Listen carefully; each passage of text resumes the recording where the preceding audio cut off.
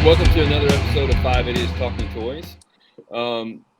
Tonight we're four idiots again because one of the other idiots had a shower or something. He had Baby shower. Baby shower for his. Do they know if it's going to be a boy or girl yet? Not yet. No. Okay, so just a green and yellow baby shower then. Yep. So what did you guys get into as far as like collecting or buying or selling or anything exciting this week? Charles, come on. Brendan? You got some purchases. We all know it. I always have purchases though. I was waiting for someone else. All right. Charles, what'd you get this week?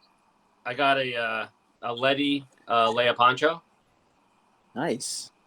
with the gray blaster. I've never seen one before.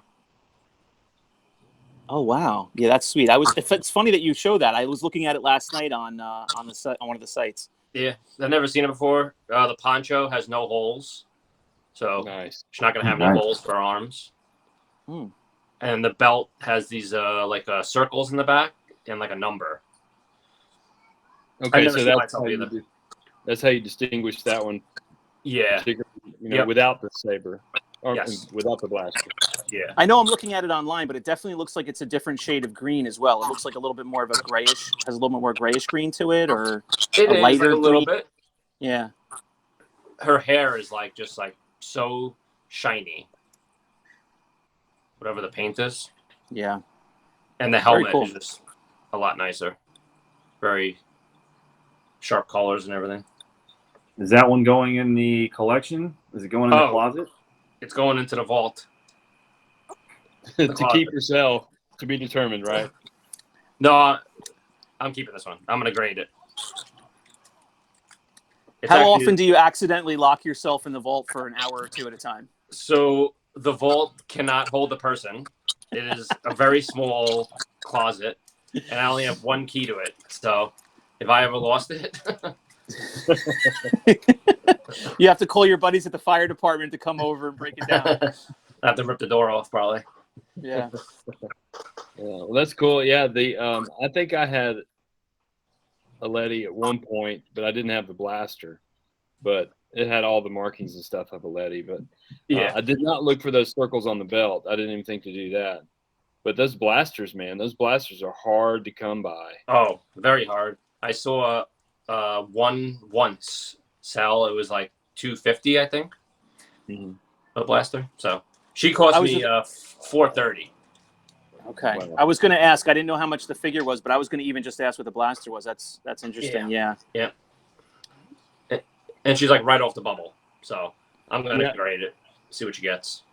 Nice. Yeah, that's a good call to get it graded. I mean, it looks great. Yeah.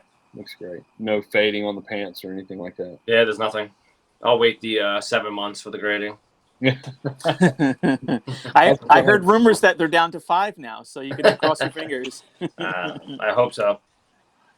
Well, since we're on the Ledy kick, I picked up a Ledy Stormtrooper today, so we'll see. It's not here yet, but I just bought that. Super nice white limbs. It was the one that was for sale on the IC, actually, so we'll see how that goes and how the transaction goes, but hoping to get that in here soon. And hard torso, really nice white, black, good application for the paint, legit blaster, so happy to get that in. And I don't know anything about the Ledys, so I had to look it up as well. Definitely a different world. I'm sure we can spend an entire episode talking about Ledys. I actually sent the picture over to Chris, and I said, hey, you know something about Ledys. What do you think? And he was, more of an expert than I am on it, so he seemed like everything was legit. Plus, I did my research online, too, and it looked I had all the right markings. The right COO was rubbed out in the right location. The blaster was correct. So, and it's coming from Mexico, so hopefully How much was it? Makes it here. What's that? How much was it? I paid $100 out the door. Oh, That's good. That's not bad. With the blaster? With the blaster. Oh, wow. Yeah. I was going to ask what you guys knew about the Ledy, what you could describe about it. Brandon, you did, so you did kind of answer that a little bit. But I was going to say, from what I know, it is either the hard torso or it's similar to that, where it's got very defined sculpt to the chest and whatnot. That's what you found? Yes, it definitely looks very different. Okay. It's kind of weird with the Ledy stuff is that you would think that the paint application would be a little sloppier down there based on the working conditions in the factories and stuff like that. But like Charles alluded to, that the helmet on the Leia is really nice. So nice. The paint application on the Stormtrooper is very, very nice. So they definitely took their time while they were putting it together with those figures. And something I really want to get into is the Ledy figures, but I'm just not comfortable right now spending a lot of money on ones because I just don't know what I'm looking for. And one could hit you right in the face and end up in a lot or a pile that you buy and you wouldn't even know it. And that's the thing that I'm trying to get better at, is finding out if it's a legitimate Ledy figure and what to look for. Yeah, have you guys seen that? It's not really I guess it's a documentary or whatever on YouTube about the Ledy factory in Mexico. Have you guys seen No, I haven't seen that. No. Yeah, me either. Yeah, it's more like, I guess it's more like just an interview with one of the former employees, but they talk about, you guys familiar with the Frankenstein figures? The Ledy Frankensteins? Yep. The Frankensteins. Oh, go ahead. Was that from the leftover parts? Is that why? Yeah. They would just stuff their pockets and their lunch boxes and stuff full of just parts and then make their own figures. When they shut down the factory, I think they were given like no notice. They're like, hey, we're closing.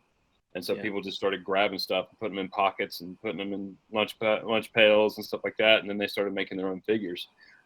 And I just thought that was sad and interesting, the way that on top of the conditions of the factory, from what I've read, and then just to kind of just let them go without any kind of notice. I'm sure that was rough. Yeah, that sounds really interesting. Maybe we can share you can share the link with us, and then maybe we can share it in the podcast. Yeah, we'll definitely do that. I would definitely check that out. Yeah, me too. Yeah. You guys know of any books that were written about the Ledy factories and the Ledy figures themselves and what to look for? I don't. That's a good question, though. I'll have to look into that. I'm sure that we can find somebody who knows if there is something about that. Because there's a lot of resources on the internet with certain websites, but they look a little outdated, and the pictures, the thumbnails they use were very small and hard to see. So just wondering if there was something a little bit better to define a Ledy versus a normal Kenner. Because at some point as well, if I remember correctly, the Ledy figures were making their way onto Kenner card backs, the normal Kenner card backs, with people not even knowing. I know that happened with the Ledy Yoda, made it on the normal card back, or the baggie or something like that. I can't remember the exact story, but I know that the Ledy figures were migrating up and being sold as Kenners. Is that due to overstock towards the end of the run? Is that why? I believe so.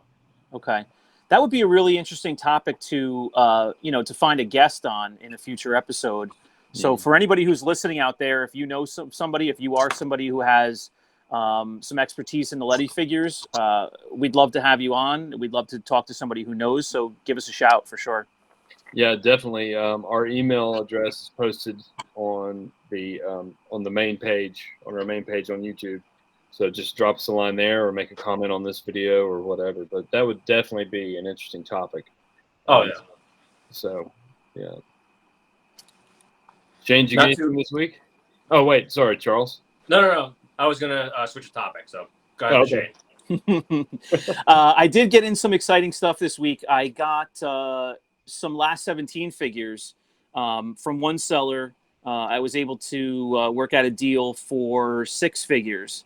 So I was pretty excited about that because I have an Amana Man without a staff for a pretty long time, for about a year now.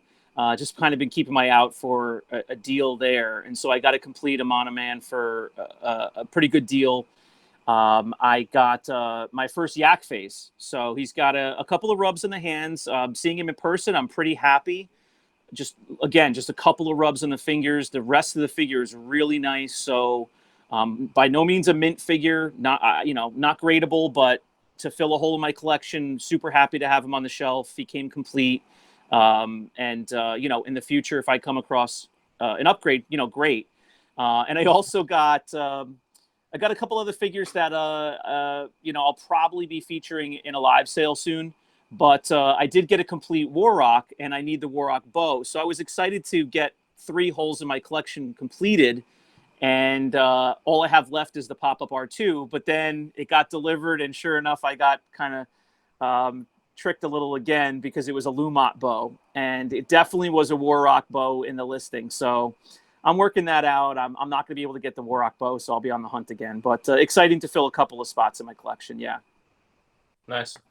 Good. I was wondering why that Lumat I got came with that bow.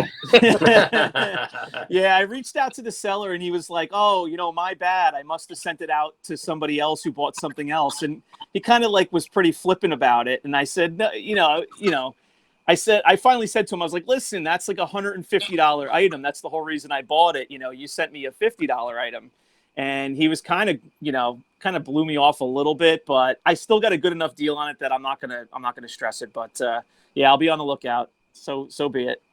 I was telling everybody before we got started that I got something interesting in the mail off of a sale this week, and I didn't expect it, but it's a Pat Blue, but he is completely unpainted. Nice. The hood is completely unpainted and it's sealed in the bag. There's one little tear right here in the bag, but I thought that was pretty good, and the price was good too. So, little bonus. Nice. I don't think I've ever seen a Pat Blue baggie in person. Yeah, I'm not sure what they came with. Does anybody know what they came with? Or were they mailaways, or were they part of like one of the, because sometimes they had, every once in a while they would repackage stuff. Like they would repackage, like, I think they repackaged a Wampa one time with, or wait, well, it wasn't a Wampa. There was something they repackaged with a couple of figures. I know they did the Land Speeder like that. They packaged it with a couple of figures. And I think the Falcon, they repackaged it with a couple of figures. But I don't know where the baggie comes from. So, are you guys aware of any Last 17 at all? I mean, I know he's kind of Last 17 / Jedi figure, but were any of those figures repackaged or in baggies for mailaways or anything like that? I mean, were they giveaways or were there any contests? I'm not aware of any of that. Yeah, they had it for the EV99, the Amanaman, and was it Barada? Were all part of the torture chamber set. Right. Yeah, very true. Good point. Yep. Yeah. But I don't know of any of the others. Charles, do you know of any of the others? If they were that? I don't. That's all Chris's field. He knows all about the baggies, and I ask him everything for that. Yeah. Yeah, I started to get into baggies for a little bit, then I was like, oh gosh, I need to just narrow my focus. Yeah, it's a lot. It's a lot. Yeah. Well, the thing with baggies, the very little that I've come across, it seems like there's that many different varieties where it's akin to card backs, but it's not as clear as the card backs. You kind of have to know what you're doing or know somebody you can show them to identify which baggie it is. And then if you're, some sort of a completionist in any sense, there's so many different baggies. You're really opening up a whole new, can of worms. Yeah, I don't like them because there's so many fakes. Yeah. Yeah, that's the card backs are pretty easy to spot, if they're fakes and what but the baggies, man, it's a crapshoot, because a lot of people, what they'll do is like the Kenner Superpowers collection of the DC figures, they would take an old DC figure out of it and then put a really nice, near mint figure in that baggie and then seal it up. And, the lettering is off, but if you're just a casual collector and you don't notice it, then you're going to get rooked. I got rooked when I started my baggy stuff, by I think it was a Bestman Luke, and it was in a Superpowers baggie. I went to a toy show yesterday, and it was in Chattanooga, right outside of Chattanooga in East Ridge, Tennessee. And man, there's a lot of. They had a VIP hour before everybody else could go in, so I think all the really good stuff was gone by the time I got in there. but it was mostly comic books and a lot of modern stuff. It's called Farley Fest. It happens every year, except for last year. Of course. But I picked up a couple of. You all right, Shane? I'm on yeah, hold You on. get mugged? No. Okay. I know you're on the island, so. Well, he just dropped his phone. So. But I got a couple of prune mocks and the Black Bessem Guard and a couple of gonks. So I thought that was a pretty good score for a local toy show. You never find anything around here. Yeah. And when you do, it's way overpriced. But I think I got a pretty good deal on this.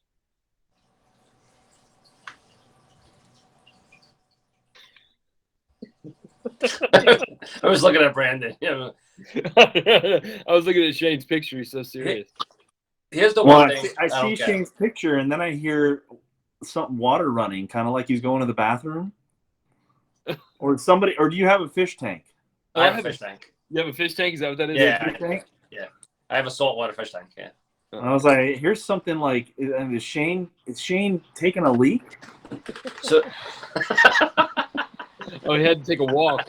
It looks like he's I got kicked out of the pool area. What? Did you say? I was sitting in the gazebo next to the pool, and he's locking up the pool. You say, hey, man, I'm paying $300 a night to stay here. Yeah, really.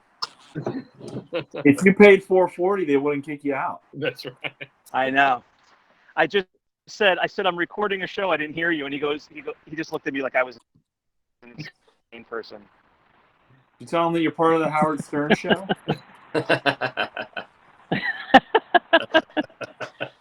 Baba Booey's I on said his you're way interrupting over. the idiots. All right. I'm at a new station. And I think you got worse service. Yeah. Your service went down. Oh, no, really? Tiled. Yeah.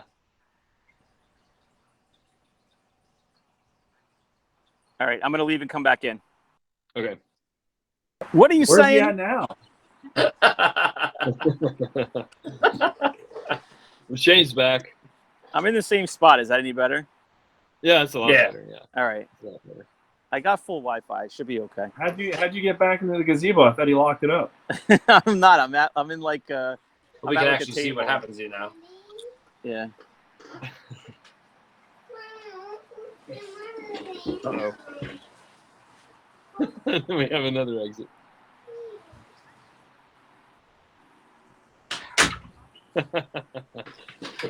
Someone wants to watch TV. Oh. All right. So what's our latest? Oh, you were talking about the toy show, John. Did you finish there? Yeah. Yeah, I kind of finished there, but I had a question. I was going to ask you guys in regards to the shows. Do you just have the thought, and maybe you couldn't make it, John, but I just have the thought, if I'm going to go to a show and there's a VIP, first hour or something, I just have to make that hour. Otherwise, I almost feel like it's not worth going, because I'm going there for the vintage. Maybe, if you're going for modern, or you're going for pops, or, something else, it's not as important. But if you're going there and you're hoping to find, one or two guys selling some vintage, you got to get there when the door opens. In my opinion, how do you guys feel about that?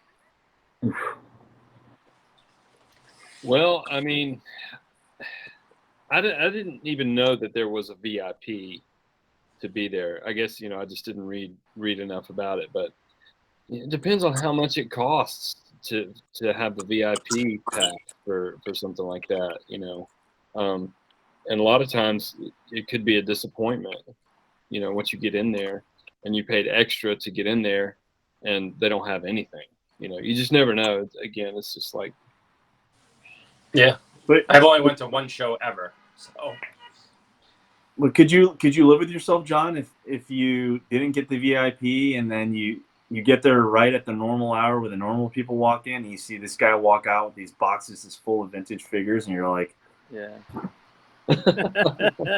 Yeah, I guess I'm basing it on like my local show, and certainly if the price was like $50, it's a totally different thing. But I think the show I went to, a couple months ago was $8, and the VIP was like 15 or 20, and it was just like, oh my god.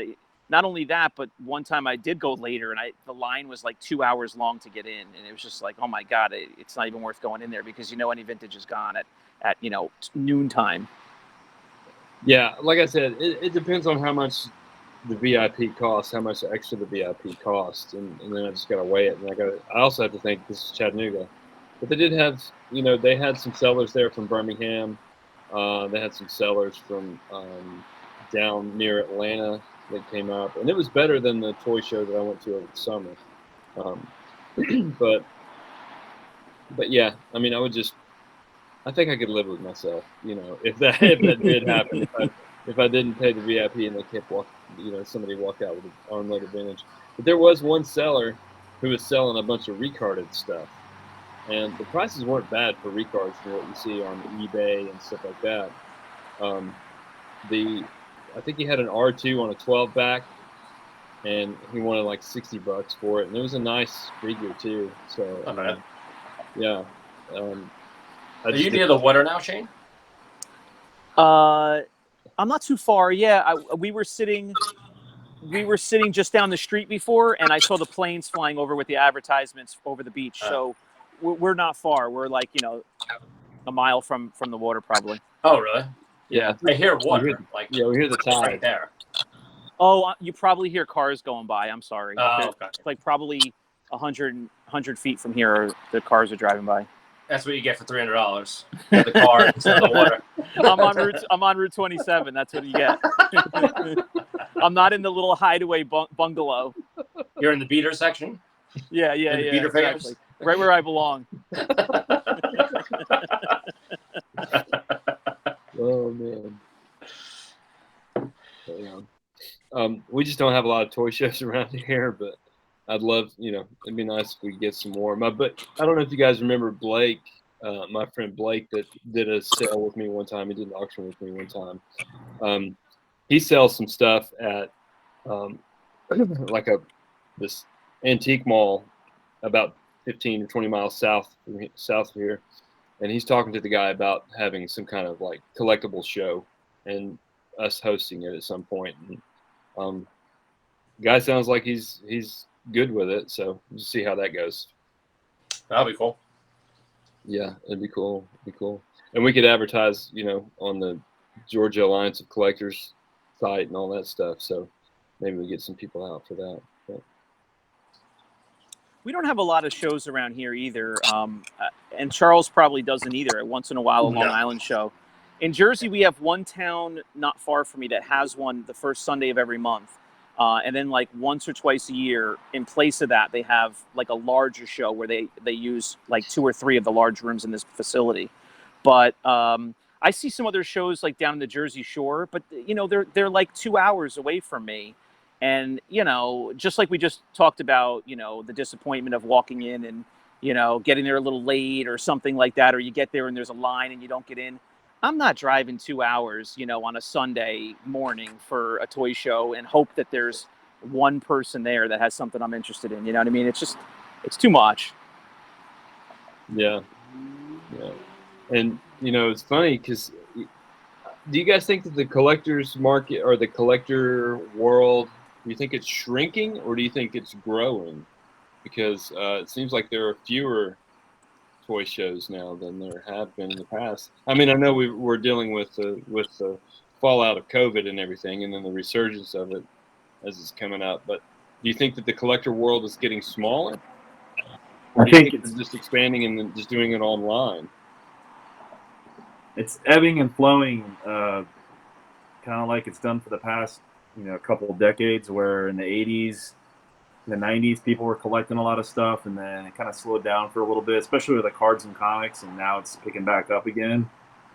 I think it's got a lot to do with COVID, especially here in California. There hasn't been a toy show in 2 years. Nobody planned any toy shows for this year on purpose. They moved everything to next year. So we're all waiting over here. I see toy shows popping up everywhere else in the U.S. except for here in California. So Well, I'm willing to drive or fly to places as long as there's good stuff. Yeah, I kind of think it's a bit of a mixed bag that, we're dealing with the hopefully the downside of a pandemic. So a lot of stuff was canceled, right? And, the last 4 or 5 years, I think you've seen much more of a proliferation of online groups and webs and sites and pages who, people are putting pages together where they're just selling collectibles, where there's groups of a lot of trade and sale. And, it's a lot easier to do it online and have it shipped to your house. In the age of Amazon, the whole world is just ready to ship things to you super quick and walk them right up to your door. So, I think the toy shows of old, where that they were a necessity to go and get those collectibles that you couldn't find locally. Otherwise, it's not as important anymore. I wish there were more toy shows. It's fun. Me too, because I mean, I'd like to get my hands on it and look at it, and, inspect it a little bit. Oh yeah. You got to get the flashlight out and see what's doing in there. Brandon needs to sell, like, at the booth next year. Brandon needs to sell like branded flashlights. He needs to invest in a 4,000 lumen and slap his name across it. So no one knows, but we were at a toy show, all of us, and Brandon was walking around with like spotlights. Like he had these 1 million, I don't know. It was the bat signal, let's be honest. Candle It was ridiculous how freaking bright these things were. And he was looking at all the figures. You could see inside of the figure. You could see the sonic weld with this flashlight. Hey, Charles used it a couple times. I remember that. I did. I actually needed it a few times. I couldn't see it. Yeah, the lighting in those rooms, in the room sales was awful. Yeah, it was. Yeah. How much of the shrinking collector's world, or whatever, if there is, just a hypothetical shrinking collector's world, comes down to buyer priorities and stuff. I don't know if you guys saw the meme where the guy's like, he has this $50 shirt or vintage Star Wars toys. Yeah. Do I really need a $50 shirt, or do I really need this figure for $50? Yeah, and it's so true. I've said this throughout my life. Like, it's everything is so relative. You could go, the shirt is a perfect example. You go to the mall and you see a shirt that you like. If it's, $50 or $60, and if you're not like you're not typically buying that kind of stuff, you're thinking like, I'm not paying $60 for that. Meanwhile, if there's something you want in a different area of life, $60 could be a steal, right? Like, you don't mind throwing that money out of your pocket. So it applies to all areas of life. But if you're passionate about collectibles, toys, Star Wars, all bets are off, right? Go grocery shopping. Go shop for anything. You pull something off the shelf. Hey, your wife picked something up at the store or whatever. Oh, how much is this gallon of milk? Oh, I like it. It's $5. $5 for a gallon of milk. And then you have like a meanwhile, you just hit claim on a $350 A-wing pilot. And then like, this is like $9 or $10, and that's a good deal. Yeah. But a gallon of milk at $5. Oh God. Yeah, when I showed my wife last night the General Lando, Palace Blaster, and told her how much that cost, she just, her eyes rolled into the back of her head, compare it to anything else in life, and she just walked out of the room.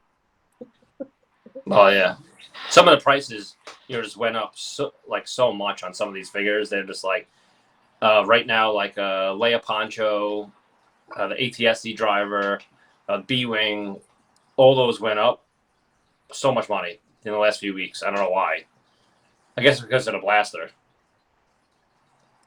Yeah, and finally, Prune Face is leveling off. Now he's at like a solid $80. Like, he's just leveled off at $80. It's just a deal now. If he was a stock, he is just dumping. He hit 100 and something, and he's probably at like $40 or $50 right now. No, come on. He was Cut on him some Reddit. slack. He was a Reddit stock. He was He was a meme character, a meme figure. yeah. That didn't last long either. That was a very short period of time. Yeah, and that was Chris mostly, missed his opportunity to retire. Oh yeah, Yeah. he did. and that was mostly auctions. Yeah. That did that. Yeah. What do you guys think about that with these auctions? They get so crazy. Shane, there was a Stormtrooper. How much did it go for? Just a regular 2-line or 3-line or whatever. Stormtrooper. It was really white. It was on somebody's auction. Like And it's $125. Oh, yeah. 110. It got up to, at least 115 it got up to. And it was, I guess it was one of those classic, perfect storms where, it was a really nice figure. The seller did a great job at talking it up and, wasn't a seller that used a timer and, kind of just let it go for a bit while he was talking and chatting. And, then you had 2 or 3 guys who wanted it. So it was the perfect storm where it was a little bit of a waving contest, so to speak. It's like, who's going to win this figure? Now, I'm going to spend $3 extra. No, I'm going to spend $5 extra. No, I'm going to spend 3 more. And the next thing you know, it's worth, it's at 3 times the value, in my opinion. But I can't even watch them sometimes. I was friends with this guy. He bid this figure up to like over $100 for a Cloud Car pilot. I unfriended him right after he won. I can't be friends with someone who's going to spend $100 on a Cloud Car pilot. But you're a seller, though. That should be your best friend. Nah. Well, see, that's the thing. When you have these static sales, they expect it to be, dirt cheap or whatever. As a seller, it is absolutely a roll of the dice. And I had a sale recently that was like, I would call it my first slow sale. It was not a disaster. I sold a bunch of stuff. After the fact of me, thinking it was a disaster, I was like, oh, not too bad. I sold a bunch, but it's a roll of the dice. You put stuff up for a claim sale or just a posted sale, you're going to hope to sell it for what you post for. But if you want to roll the dice and you want to have a live auction, you're going to possibly sell it for a lot less. And every now and then you're going to sell something for twice as much as you thought you could ever get. So sometimes it evens out, but it's a roller coaster. It depends on who shows up at what time and what you have on the screen. Yeah. When you're on the other side, though, like, you really can't see it. Like, they're like holding this thing up and they're like, yeah, there's no foot rubs here. There's no hand rubs. You see the back, it looks really good. The paint's good. The ponchos looks brand new. All right, guys. Like, you really can't see it. $100 right now. I'll do 105. Nope. $435. Anyone? Claim for 125. Well, I mean, that's why in my sales, I mean, I see some other people doing this, and that's kind of where I learned it from. But I do try to, take a second to hold the figure up, get a little bit close, have good lighting. And I totally agree with Charles. You can't see the figure as well as you would love to see it. But it's up to the seller to do a decent job at giving you a chance to see it as best you can. Yeah. You're rolling the dice, that's for sure. Yeah, and I think that once you build a reputation with selling good stuff, people will show up for your auctions. Exactly. That's what it is. Yeah. Yeah, I had a member of one of the groups message me last week and he was asking me, he saw the podcast and he was like, so what's the story behind Prune Face? Why is he so much? And I'm like, dude, pump the brakes a little bit. The reason why he's so much is because 2 people were in a bidding war over him. And then it's crazy. And that's, it's John, just you like lost your chance. You lost your chance to sell Prune Faces at $100. What did it sell for again? $100? 95, I think, was that high water mark, and that was it was out of nowhere, and then for the next sale and the next sale that I saw, And it was a good like 2 to trailing into 3 week period where they were up in the $80 to $95 range. Yeah. So not to take advantage of the market, but I saw the $95 and I had one. So I'm like, you know what? Let me throw it on a Deal or No Deal that has a $50 price limit on it. And I wasn't allowed to list it. They wouldn't let me list it because it's not worth $50. Oh yeah, I remember that. Yeah, I remember that too. That's funny. $95. Unreal. Well, I get a kick out of when people list stuff on Deal or No Deal, and it's like really either borderline or whatnot of being worth $50, and you know, people start bidding $20. It's like maybe they just don't know the rules, but you can't win something for $20. It's not even allowed. So I get a kick out of seeing that, you know, somebody trying to win for something cheap, because it's got. I mean, you got to start at $50 is basically what it comes to, right? Yeah. I mean, you can't. Yeah, you're not supposed to anyway. And that's, you know, I've seen some stuff on eBay recently where, like, I've watched an item and then I watch it up until the end, and then just people are just like boom, boom, boom, boom, boom, boom, and it's like 4 times what the value is. And the bad part about that is sellers in other groups that don't sell on eBay use that as a metric for what they should ask for an item, when that's not. I mean, they're just completely, you know, causing the market to just boom on a certain figure that it's not worth it. It's good and bad. People rely on eBay all the time, check sold listings, and that's fine, but that's not really accurate because of how the same thing. It's a psychological thing. People write books about this stuff, about why people bid so high on certain things, you know. And that's the same thing with eBay, just like we're seeing in the auctions on all these other sites. People just bid the items up. And it's the hunt. Then That's what it is. What's that? It's the hunt. They love hunting for something, and then they just have to have it, and they just spend ridiculous amounts. And they're not going to let so-and-so beat them out on it because that's something they really want. Yeah. And the problem is they spend all that, you know, money, like $95 on a prune face. Now they want to sell that prune face. Who's going to buy that for $95? No one. Yeah. Your brother. I've thought this. I've thought this multiple times over the last, you know, year or so. But I have to say, whoever works for eBay and came up with that functionality on the phone, on the mobile app, where it has those additional dollar amounts that you can just single click and bid, is an absolute genius. Because you'll see something, and you'll say, you know what? I really want this. My maximum bid is $85. Like, I'm not paying a penny more than that. So you bid $85, and then you watch it when it's got, you know, 10 seconds left, and somebody outbids you. Your immediate impulse is to click that button. I'll spend 5 more, 10 more, 15 more. And it's a single click bid, and you try to win it at that last 3 seconds, and you didn't want to spend that much. Yeah. Whoever invented those buttons is a genius, because they get used every single auction. I guarantee it. Yeah, I'm sure. I've done it numerous times. Yeah. And I'll tell you another thing to go along with this topic for modern figures. When I was still collecting modern, there was a website. There was a guy who coded up a website, you know, really nice addition to the collector community, where he was pulling in all of the eBay final prices, and he was charting them. And it was a very usable website where he was literally showing you a chart. He was showing you the latest sales, the latest 10 sales of that figure and whatnot. But I would temper everyone's expectations after I got really familiar with it over time, over like a couple of years. It was not always pulling the right data. You know, he made it at one point and he didn't always update it. And as new figures came out, he wasn't like refining the search enough to where it was exactly that figure. There would be some differences, different packaging, or a different version of the figure, and it was pulling those in.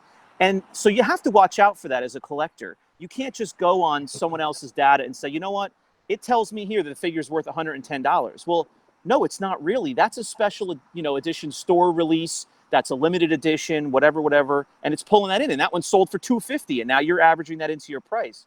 You just got to be careful as a buyer and a collector, who's spending their hard-earned money, to make sure that you're using the right data. eBay's not perfect. Oh, Yeah. And that's almost like using the old Tomart's price guide for stuff, you know, or using Beckett's for ball cards. Yeah. That stuff was published 2 or 3 months before it even hit the shelves, you know, so the value could be totally different than at the time. There's also like, there's millions of figures. If you see one, you can always wait. You don't have to spend that much money. There's so many of them all over the place. Yeah. And you know, Charles, that's totally true with exclusives too. Those San Diego Comic-Con stuff would come out, and there were some that were harder to get. So I would order them. I would sit there when the moment they were going to drop, and I would order one of all of them. And you know what? They would always dip down. It might take a month. It might take 3 months. They would always dip down, and then they would go back up, but it would take a while. So you're right. There's always an opportunity to get the figures you want. You know, some you might have to spend more on. A lot of them you're going to get a deal on, though, for the more modern stuff. You just got to be patient. Yeah, I remember that. I guess it was the Luke Skywalker X-Wing pilot, the Black Series. Was that a San Diego Comic-Con exclusive?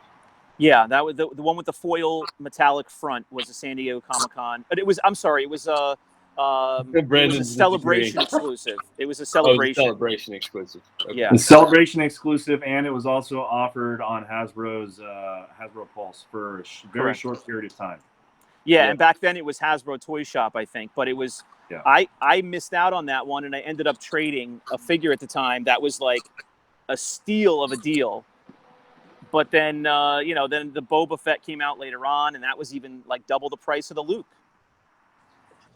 So to wrap it up a little bit, one of us is wearing a piece of clothing that may hint at who our next guest is.